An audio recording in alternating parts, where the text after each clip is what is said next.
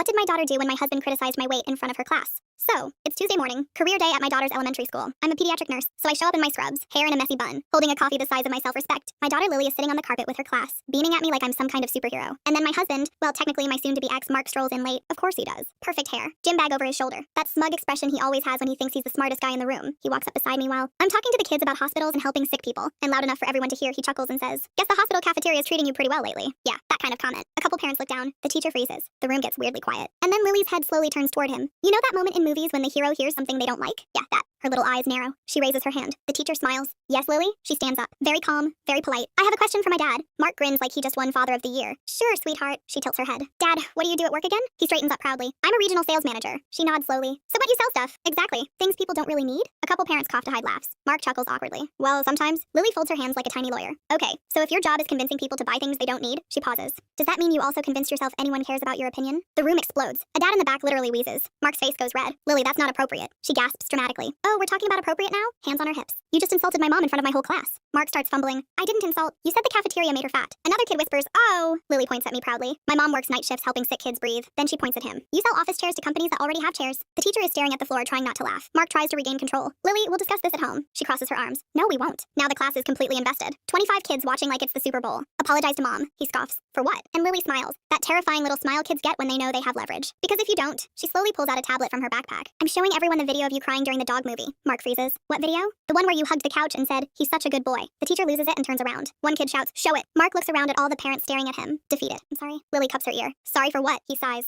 "I'm sorry for making a rude comment about your mom." She nods like a tiny judge delivering a verdict. "Good." Then she gestures to the tiny student chairs. "Now you can sit down and be quiet while she finishes her presentation." And this grown man actually sits in a tiny plastic chair next to a 7-year-old named Mason. The rest of my talk goes fine. But the whole time, Lily keeps one eye on him like a bodyguard. After school, I ask her, "Sweetie, where did that come from?" She shrugs. "Mom, you help sick kids every day and never complain." Then she says, "Dad sells chairs and thinks he's a king." She takes a bite of her snack and goes, "The math isn't mathing."